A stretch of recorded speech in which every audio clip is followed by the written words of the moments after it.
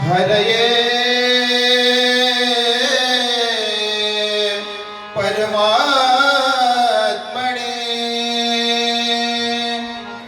प्रणतकलेश विनाशाय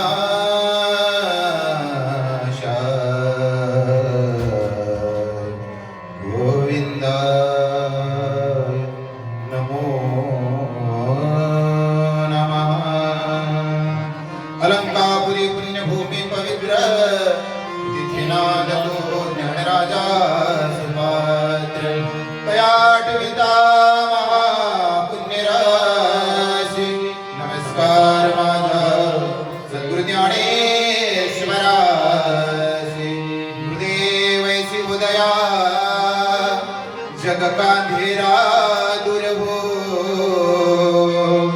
सद्धर्म सूरज के प्रभास दम्ब सारे चूर हो अध्यात्म और विज्ञान के सहयोग से सब हो सुखी सहयोग समता से यही सृष्टि करे हम स्वर्ग की सद्गुणात्म महाराज की जय जय राम कृष्ण हरि जय राम कृष्ण जय जय राम कृष्ण हरि जय जय राम कृष्ण हरि जय जय राम कृष्ण हरि जय जय राम कृष्ण हरि जय जय राम कृष्ण हरि जय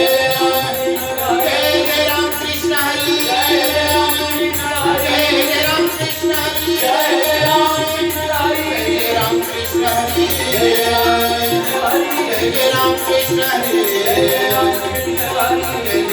कृष्ण हरि जय राम कृष्ण हरि जय राम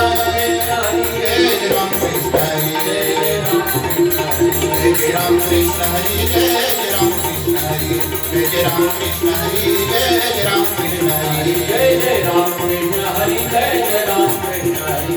राम कृष्ण हरि जय राम कृष्ण हरि जय राम कृष्ण हरि जय राम मेरे प्यारे सुंदर भारत पर मेरे प्यारे सुंदर भारत पर दुश्मन की नजर ना लगे। अरे तू सुन भारत के इस आजादी पर भारत के इस आजादी पर परदेसी नजर ना लगे। अरे तू सुन मेरे प्यारे सुंदर भारत पर की नजर ना लगे। अरे तू सुन भारत के इस आजादी पर परदेसी नजर ना लगे। अरे तू सुन चरित्र भारत का है धन विशाल भारत का है मन चरित्र भारत का है धन विशाल भारत का है मन। कहता तू कया नया जमाना नवनिर्माण करेंगे हम। मेरे प्यारे सुंदर भारत पर की नजर ना लगे। अरे तू भारत के इस आजादी पर परदेसी नजर ना लगे। अरे तू गोपाल कुमार जय कुमार कुमार कुमार कुमार कुमार कुमार कुमार कुमार कुमार कुमार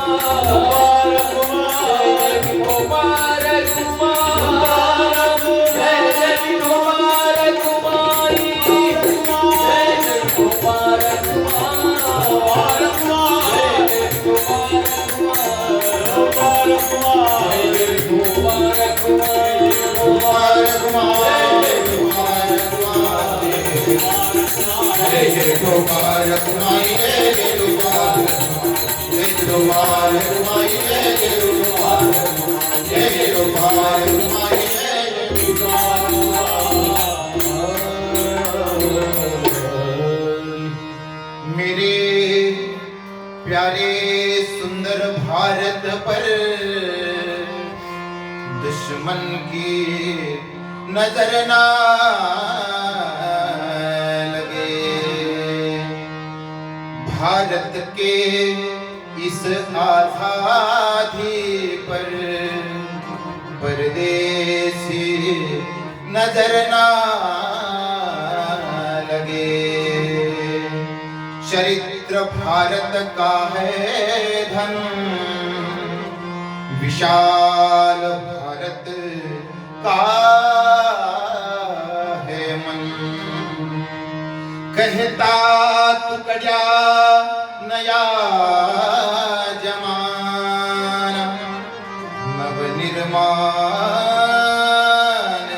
करेंगे हम।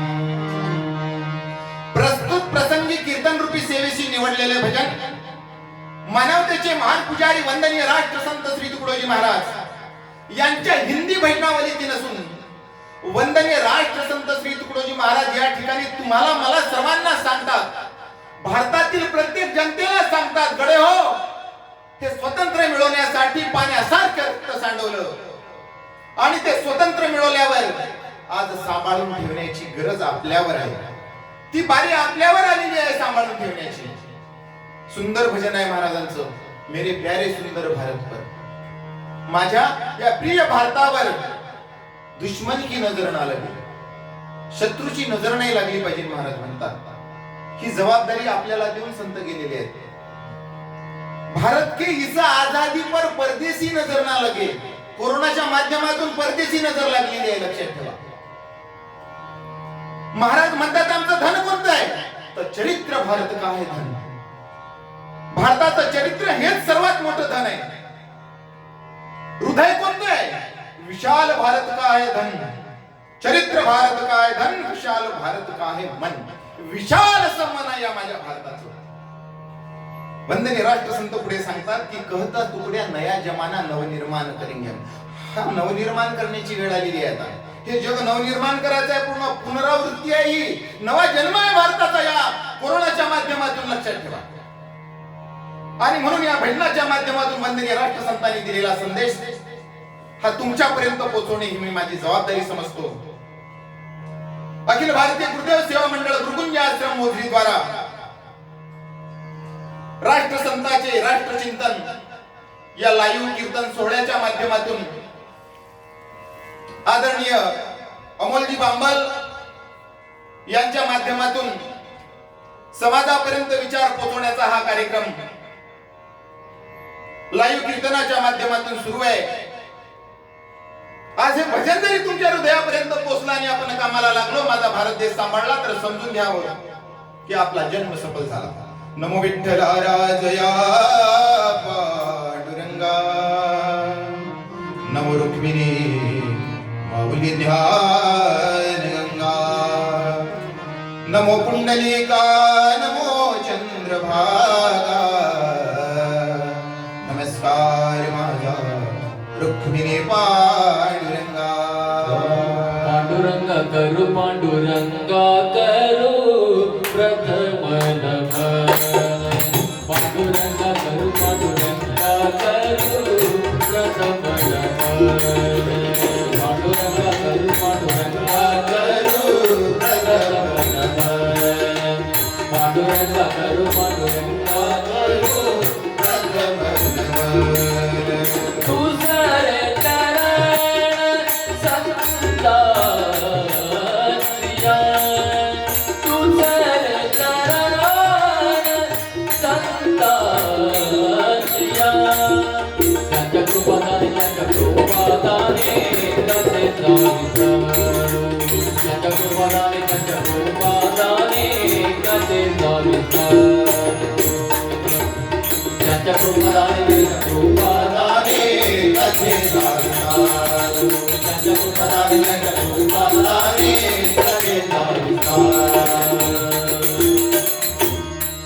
पांडुरंगा गुरु प्रथम नमन श्री चरण संतांच्या, त्यांच्या कृपा दानाचा केला विस्तार। बाबाजी सद्गुरु दास तुका, नमो सद्गुरु ज्ञान दीपा प्रकाशा, नमो आदि रूप अनंता परेशा, नमो मंगला मंगलद्वैत्याहारी नमः कृपा पूर्ण दोषा निवारी तुझे रूप ते पाहू दे विश्वव्यापी तुझी पाहू दे सेवू दे ग्रामरूपी तुझे ज्ञान सर्वांतरी संचरू दे तुझा सत्यानंद लोके भरू दे हरे नाम निष्काम ही ग्राम सेवा झटू सर्व भावे करू स्वर्ग गावा कळो हे वळो देह कार्य पडू दे घडू दे प्रभु हे वडे घडू दे गुरु महाराज गुरु जय जय परब्रह्म सद्गुरु जय जय गुरु जय जय परब्रह्म सैतान देव श्रीनाथ देव तुकाराम पंडितनाथ भगवान की जय वाली गणेश्वर महाराज की जगतगुरु तुकाराम महाराज की सद्गुरु गजानन महाराज की गो माता की विश्व के सभी साधु संतन की भारत के शूरवीरों की कर्मयोगी गाड़गे महाराज की छत्रपति शिवाजी महाराज की वंदनाराज संत श्री गुरुजी महाराज की भारत माता की जय। परम पूजनीय श्री गुरुदेव चराचरात अदृश्य रूपाने वास करणारी जगज्जालक परमात्म्याची अदृश्य रूपाची शक्ती भगवान वंदनीय राष्ट्रसंत श्री तुकडोजी महाराज यांनी 7.5 लाख खेड्याचा प्रवास करून प्रत्येक समाजाची नस तपासले आणि त्या नसेच्या माध्यमातून समाजाला तत्वज्ञान दिलं. वंदनीय राष्ट्रसंत श्री तुकडोजी महाराज हा असा संत होऊन गेला की ज्या संतांनी सर्व संतांचा समन्वय ग्रामगीतेत केला. कुठलाही भेदभाव न ठेवता अति नम्रतेनं सर्व संतांची मांदी आडी वंदनीय राष्ट्रसंतांनी बनली. आणि हा विचार तुमच्यापर्यंत पोहोचवण्यासाठी आज या कीर्तन रूपी सेवेचं आयोजन करण्यात आलं. अखिल भारतीय गुरुदेव सेवा मंडळ गुरुकुंज आश्रम मोझरीच्या वतीने झाला नाही संत ऐसा या पेजवर राष्ट्रसंताचे राष्ट्रचिंतन लाईव्ह कीर्तन सोहळा आपण सर्व लोक पाहता. या ठिकाणी हा सोहळा पाहत असलेले अखिल भारतीय गुरुदेव सेवा मंडळ गुरुकुंज आश्रमाचे सर्वाधिकारी उपसर्वाधिकारी प्रचार प्रमुख आदरणीय सरचिटणीस आमच्या सर्व विभागाचे विभाग प्रमुख ज्यांच्या माध्यमातून हे चॅनल आपल्यापर्यंत पोहोचत आहेत असे आमचे परम मित्र श्री अमोलजी बांबल गुरुकुंज आश्रमाची सर्व आजीवन जीवन सर्व प्रचारक मंडळी कीर्तनकार मंडळी प्रवचनकार मंडळी आणि सर्व कीर्तन ऐकत असलेल्या माझ्या बंधू भगिनींनो कीर्तन रूपी सेवेसी निवडलेले भजन मेरे प्यारे सुंदर भारत पर दुश्मन की नजर ना लगे अरे तो सुन. या भारताला जेव्हा स्वतंत्र मिळालं 73 वर्ष झाली भारताला मिळून स्वतंत्र. भारताला स्वतंत्र मिळालं त्याच वेळेस वंदनीय राष्ट्रसंतांनी आपल्यावर जबाबदारी दिली होती. गडे हो पाण्यासारखं रक्त सांडवलं ज्यांचं आमचं काहीच नातं नव्हतं त्यांनी आम्हाला हा देश स्वतंत्र करून दिला आणि आता हा सांभाळा. ती सांभाळण्याची वेळ आमच्यावर आलेली आहे आणि असं म्हणता येईल की आम्ही भाग्यवान आहोत. ही आमची परीक्षा आहे. ज्यांनी स्वतंत्र या भारताला मिळवून दिलं आणि ज्या संतांनी आपल्या आयुष्याची संध्याकाळ समाजासाठी केली कदाचित ती आपला पेपर तपासून राहिले की माझ्या भारत मातेवर जेव्हा हे संकट आलं तेव्हा खरंच माझ्या भारतातील सर्व नागरिक बंधू आलेल्या संकटाला कसं तोंड देतील. या निमित्ताने सर्वजण एकत्रित येतील का. आम्ही प्रत्येक घरातून अलग अलग आहोत पण प्रत्येक घरात आमच्या कुटुंबासोबत आहोत. आम्ही कुटुंबासह कितीतरी वर्ष झाले एकत्रित बसलो नाही. पण हा प्रसंग म्हणतात ना काहीतरी वाईटातून चांगलं शोधावं लागतं. राक्षसी नावाचा कोरोना रोग आला पण त्यांनी घराघरातले नाते जोडून टाकले होते. अनेक वर्षापासून परिवार एकत्र बसत नव्हते, आता बसायला लागले. आम्ही एकमेकापासून दूर आहे, पण प्रत्येकाची आठवण काढतो, प्रत्येकाला आठवतो. आणि हीच अपेक्षा होती संतांना. महाराज म्हणतात ग्रामगीतेत, अनेक वेळेस आम्ही बोललो असेल त्याला अर्थ नाही, पण यावेळेस भारतातील प्रत्येक नागरिक आपल्या उंबऱ्याच्या आतमध्ये राहून करून दाखवत आहेत की माझ्या भारतासाठी माझी काय जबाबदारी आहे. लाख बोलक्या उनी थोर एकशी माझा कर्तबगार, हे वचन पाडून सुंदर गाव करावे आदर्श. सज्जनो, जबाबदारी येऊन पडलेली आहे. कोरोना या रोगाने आम्हाला कुठेतरी शिकवणच दिली असं म्हणायला हरकत नाही. आणि आम्ही भाग्यवान आहोत की या देशाचा राजा आमचा सक्षम आहे. वंदनीय राष्ट्रसंत तुकडोजी महाराजांनी आधीच भजन लिहून ठेवलं होतं. कधी येशील मनमोहना, कोणीतरी माणसाच्या रूपात देव आल्यासारखं वाटतो. कधी येशील मनमोहना, पाहण्या भारत अपुला, पाहण्या भारत अपुला, पाहण्या भारत अपुला. कधी येशील मनमोहना, कधी येशील मनमोहना, भारत अपुला,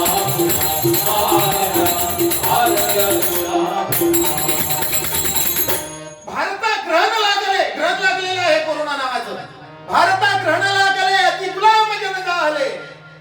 तोडण्या येई बंधना, भगवंता कृष्णा तुझी आता आवश्यकता आहे.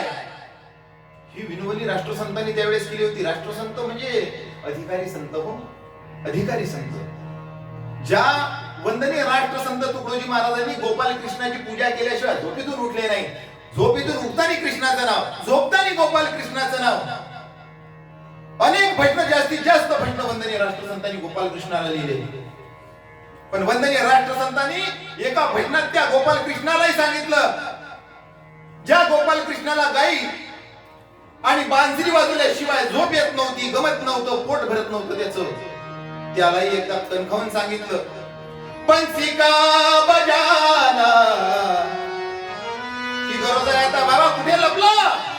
पंचिका बजाना छोड दे. एका देवाला एक संत सांगतो, बनचक्र सुदर्शनधारी कौको जडाला छोड दे लाज हमारी. बनचक्र सुदर्शनधारी पंचिका बजाना छोड दे, चक्र सुदर्शनधारी, चक्र सुदर्शनधारी.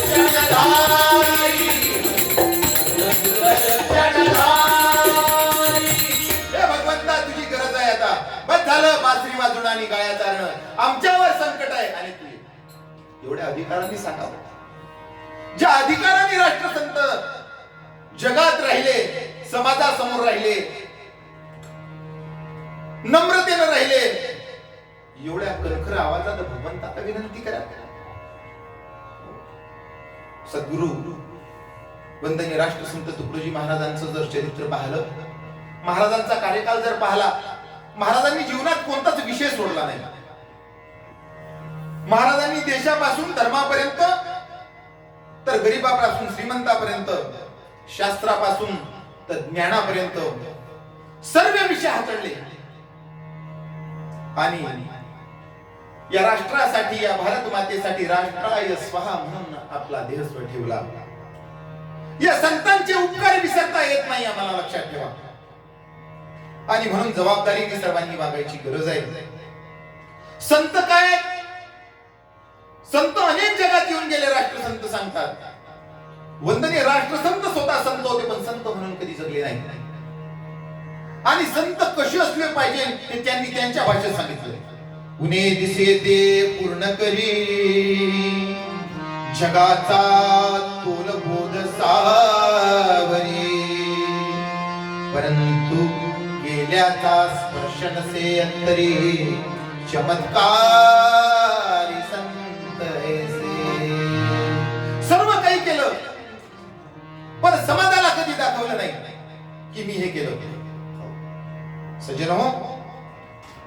संतांनी अनेक भाषेतून आम्हा समाजाला, भरकटलेल्या समाजाला वटणीवर आणण्याचं काम केलं.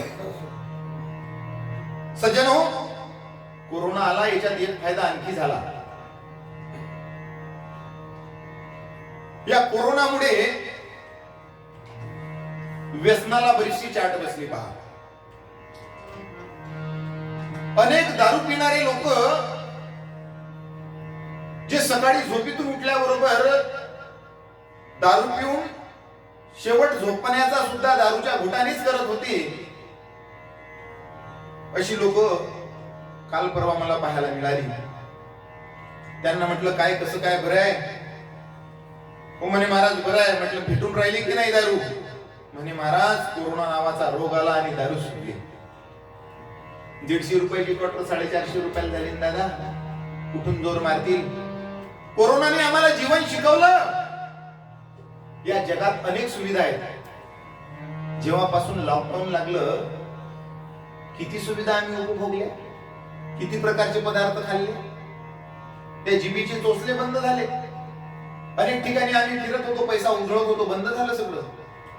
या कोरोनाने शिकवलं आम्हाला, कमी पैशात माणूस जीवन जगू शकतो, माणूस घरात राहून जीवन जगू शकतो. मोजकं काम करून, मोजके पैसे कमवून सुंदर जीवन जगू शकतो. हे सुद्धा कोरोनानं सांगितलं असं म्हणायला काय हरकत आहे? वाईटातून काहीतरी चांगलं शोधत असतात म्हणतात. आणि म्हणून संतांनी जेव्हा जेव्हा जगावर अधिकार गाजवले असंही म्हणता येईल, किंवा त्यांचा तो अधिकार होता. कारण की शेवटी संतांना मायेची उपमा आहे. आणि म्हणून हे मायेरूपी छत्र जेव्हा जेव्हा या भारतात संतांच्या रूपाने आलं, तेव्हा तेव्हा आम्हाला उपदेशच करून गेलो. संतांची भाषा आम्हाला नेमकी समजली नाही, म्हणून आम्ही भरकटलो. सचिन, संतांची भाषा जर आम्हाला समजली असती तर आमच्यावर आज ही वेळ आली नसती. तुम्ही म्हणाल, कसं महाराज, संतांची भाषा कशी नाही समजली? सज्जनो, एक म्हातारी होती. एका म्हातारीला तिच्या मुलाने तब्येत खराब झाली म्हणून दवाखान्यात नेलं. अशक्त झाली होती. डॉक्टरला सांगितलं, डॉक्टर, आमच्या म्हातारीला पहा काय झालं, फार अशक्त झाली हो, काहीतरी औषधी द्या चांगली. डॉक्टरांनी एक औषधीची बॉटल काढली, त्या मुलाच्या हातात दिली आणि सांगितलं, ही औषधीची बॉटल घ्या, पुढीला चांगली हलवून देत जा. 3 टाइम, सकाळ, दुपार, संध्याकाळ, 3 टाइम चांगली पुढीला हलवून ही औषध द्यायची. ठीक आहे, घेऊन गेला म्हातारीला. सकाळचा टाइम झाला औषधीचा. बायकोला म्हणे, औषध आण. औषध आणली, औषध बाजूला ठेवली. बुढी बसलेली होती. डॉक्टरने सांगितलं होतं की बुढीला औषध खळखळ हलवून द्यायची. त्याने बुढीला पकडलं, खळ खळ खळ खळ खळ खळ हलवलं. बायकोला म्हणे, औषध भर. औषध भरली, म्हातारीला दिली. म्हातारीने औषध घेतली. पुन्हा दुपारचा टाइम झाला औषधीचा. पुन्हा म्हातारीला पकडलं, खळ खळ खळ खळ खळ खळ खळ खळ हलवलं. इतकं हलवलं, सकाळी हलवलं तर बुढी अर्धी अशक्त सकाळी झाली होती. दुपारी हलवलं, पुन्हा अशक्त झाली. बायकोला म्हणे, औषधान दुपारची. पुन्हा दुपारची एक तक दिली. बुढी आता इतकी अशक्त झाली होती, हलवूनच तिची शक्ती खतम झाली होती. पुन्हा संध्याकाळ झाली. बुढीच्या संध्याकाळचा औषधीची वेळ झाली. म्हातारी आता बसायच्याही मनस्थितीत नव्हती. इतका अशक्तपणा आला होता की म्हातारी आता झोपली होती. हा म्हणे, म्हातारीला उठून बस, औषध घ्यायची आहे. म्हातारी म्हणे, बाबू आता उठल्या जात नाही, मला खूप अशक्तपणा आला, झोपूनच राहा म्हणे. महिला मंडळी पोळी लाटतात ना, त्या लाटण्यानं तसंच म्हातारीला पकडलं, खळ खळ खळ खळ खळ खळ हलवलं. बायकोला म्हणे, औषध आण. पुन्हा म्हातारीला तिसरी औषध दिली. संध्याकाळची रात्रीची औषध दिली. कसं वाटते मग आता? म्हातारी म्हणे, बाबा याच्यापेक्षा तर औषध घ्यायच्या पहिलेच चांगली होती मी. या औषधीनं तर होती नव्हती बी शक्ती चालली गेली पूर्ण. अशी कशी औषध दिली डॉक्टरनं? मी आता जातो डॉक्टर जवळ. गेला हा डॉक्टर. डॉक्टरला म्हणे, डॉक्टर डॉक्टर म्हणे कशी आहे म्हातारीची तब्येत? अरे तब्येत तर पहिलेपेक्षा खराब झाली, अशी कशी औषध दिली? म्हणे का बरं, तुम्ही व्यवस्थित औषध हलवून म्हातारीला दिली नाही का? म्हणे काय औषध ही बरोबर हलवून म्हातारीला दिली नाही का? म्हणे औषध हलवायची होती की म्हातारी हलवायची होती? अरे म्हणे औषध हलवायची होती. म्हणे तुम्ही काय केलं? म्हणे मी म्हातारीला हलवायचो मग औषध द्यायचो. सज्जनो, आमचंही असंच झालं. संतांनी सांगितलं काय नेमकं आणि केलं काय, म्हणून संतांची औषध आमच्या तब्येतीने बरोबर पडली. संतांनी सांगितलेला उपदेश आमच्या जवळ जर बरोबर पोहोचला असता किंवा आम्ही व्यवस्थित ऐकला असता तर आज आमच्या तब्येती व्यवस्थित झाल्या असत्या. आणि म्हणून प्रत्येकाला सांगितलं. आणि हे या जन्मात नाही समजणार तर समजणार कधी आहे? संतांची भाषा कधी समजणार आहे? हे न जयाला कळले त्याचा, हे न जयाला कळले त्याचा, जन्म फुका गेला विचारा जाऊन शाण्याला, विचारा जाऊन शाण्याला, विचारा जाऊन शाण्याला, विचारा जाऊन शाण्याला. हे आता नाही कळेल तर कळेल कधी? सज्जनो, आता एक 4-5 दिवसाआधीची घटना आहे. एवढ्या कोरोनाला राक्षसी रूपी रोगाने एवढं थैमान घातलं तरी लोक इकडून तिकडून दारू आणून राहिले. जळगाव खान्देशची घटना आहे. 2 तरुण पोरांनी अशा याच्यातही कुठून तरी दारूची व्यवस्था केली. दारू पिले, खूप दारू पिले. परवाच्या दिवशी त्या भागात खूप पाऊस झाला आणि पाऊस झाल्यामुळे गाढ वातावरण होतं. रात्रीची वेळ होती. हे दोन्ही पोरं खूप दारू पिले आणि दारू पिऊन मोटरसायकलवर बसले आणि मोटरसायकल सुसाट वेगाने घेऊन येऊन राहिले होते. आता 4-5 दिवसाआधीची घटना आहे. आता समोरचा जो बसला होता हा जॅकेट घालून बसला होता. याच्या जॅकेटला नव्हती चेन. हा गाडी चालून राहिला होता. गार वारं, वरून पाऊस, हुडकी भरली, थंडी वाजायला लागली. गाडीचं स्टीअरिंग लटलट कापायला लागलं. मागचा म्हणे काय झालं? म्हणे खूप थंडी वाजून राहिली. म्हणे चेन लाव ना तुझ्या जॅकेटची. म्हणे चेन नाही, त्यामुळे मला खूप आतमध्ये हवा चालली याच्यात. तो म्हणे एक काम कर ना, मग गाडी थांबव. गाडी थांबवली. जॅकेट काढ. जॅकेट काढलं. जॅकेट उलट घाल म्हणे, त्याची चेन जाऊ दे मागच्या साईडनं. उलट जॅकेट घातलं. आता गाडी चालू म्हणे. आता सांग हवा लागते का? झाली गाडी सुरू सुसाट वेगाने पुन्हा. आता नाही वाजत म्हणे थंडी. इतकी जोरात गाडी चालवली. गाव जवळच आलं होतं. जसं गाव जवळ आलं, एक खड्डा होता. खड्ड्यातून गाडी कुदली, खाली पडली. दोघही जण खाली, त्यांच्यावर गाडी. गावातले लोक धावत आले. काय झालं काय झालं पाहायसाठी. काही पाहत होते, काही मोबाईलनं फोटो काढत होते मित्रांना पाठवण्यासाठी. पहा आताच ताजा ऍक्सिडेंट झाला. तेवढ्यात एक म्हातारा आला. अरे म्हणे बस करा हे पाहणं. अरे यांना काढा लवकर, या मोटरसायकलच्या खालून काढा नाही तर मरतीने. त्यांना काढलं. मागचा बसलेला होता त्याला काढलं, झोपवलं. बेशुद्ध पडले होते. जो गाडी चालवत होता त्यालाही उचललं, त्यालाही झोपवलं. आता जिकडून चेन होती त्या भागाने त्यांनी वरचा भाग ठेवला. जिकडून चेन तो भाग समोरचा, आणि म्हणून त्यांनी ते समोरचं ठेवलं. तो म्हातारा मान याची जी होती ती खाली पडल्यामुळे मान पूर्ण तुटली. आता याला जेव्हा खाली झोपवलं, यांनी उलट जर्किन घातल्यामुळे म्हातारा म्हणे त्याची मान तर सरळ करा. मान फिरली वाटते म्हणे गाडी पडल्यामुळं. पकडली त्याची मान, आणि जिकडून चेन होती तिकडून त्याची मान केली. होता नव्हता मोडला ना तरुण पोरगा. आताची घटना आहे. आणि म्हणून राष्ट्रसंतांनी व्यसनाच्या माध्यमातून समाजात जनजागृती केली. सज्जनो, व्यसने सगळी सोडून द्याना, सरळपणाचे जीवन जगाना. हो, सरळपणाचे जीवन जगाना. लोभ करा सर्वांचा, सर्वांचा लोभ करा सर्वांचा, सर्वांचा. भक्ती विना उद्धार नाही कुणाला. भक्तीसाठी निर्धार पाहिजे मनाला. सज्जनो, भक्तीसाठी निर्धार पाहिजे मनाचा. कोरोनामुळे आम्ही घरात आलो, कमीत कमी आमची भक्ती सुरू झाली. प्रत्येक घराघरात काहीतरी वाचन सुरू आहे. या निमित्ताने सर्वजण एकत्रित बसून राहिले, काहीतरी वाचन करून राहिले, एकमेकाची देवाणघेवाण करून राहिले. आधी एकाच घरातले सर्वजण होते पण बोलायला तयार नव्हते. महाराज म्हणतात, हम भिन्न होई सदेहसे परतत्व से सब एक हो. आम्ही अनेक देहाने वेगळे असू पण तत्व आमच्या घराघरात सुद्धा जुळत नव्हते.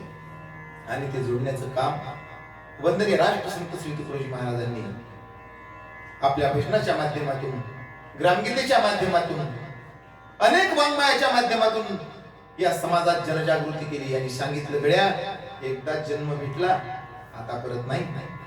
गोविंद गोविंद भज रे मना, आता हानर देहना. आता नाही पुन्हा, हा जन्म पुन्हा नाही रे आता. 84 लक्ष योनी फिरल्यानंतर हा जन्म मिळाला. या जन्मातून गेले की पुन्हा प्राण्यांच्या जन्मात आहे, पक्ष्याच्या जन्मात आहे. पुन्हा 84 लक्ष फिरणार, मग पुन्हा इथे येणे. आणि म्हणून या जन्मात आलो, माझी काय जबाबदारी आहे, माझ्या घराप्रती काय जबाबदारी आहे, माझ्या देशाप्रती काय जबाबदारी आहे. हा जबाबदारीवाला पेपर मी बरोबर सोडतोय का? मी माणसाच्या जन्मात आलो, मला माणसासारखं वागता येतं का? ही विचार करण्याची गरज आहे. आणि हे विचार करायला प्रवृत्त करणारे संत आहेत. संतांनी सांगितलं की प्रत्येक माणूस द्वेषाने वागून राहिला. हा द्वेष कुठपर्यंत राहणार आहे? जोपर्यंत श्वास आहे तोपर्यंत. पण प्रत्येक माणसातला जर द्वेष निघाला तर माणूस गेल्यानंतरही नाव कायम राहील. स्वामी विवेकानंद माऊली ज्ञानेश्वरानंतर सर्वात कमी वयाचे संत युगपुरुष स्वामी विवेकानंद. कमी वर्ष जगले. माणूस खूप वर्ष जगला पाहिजे असं काही जरुरी नाही.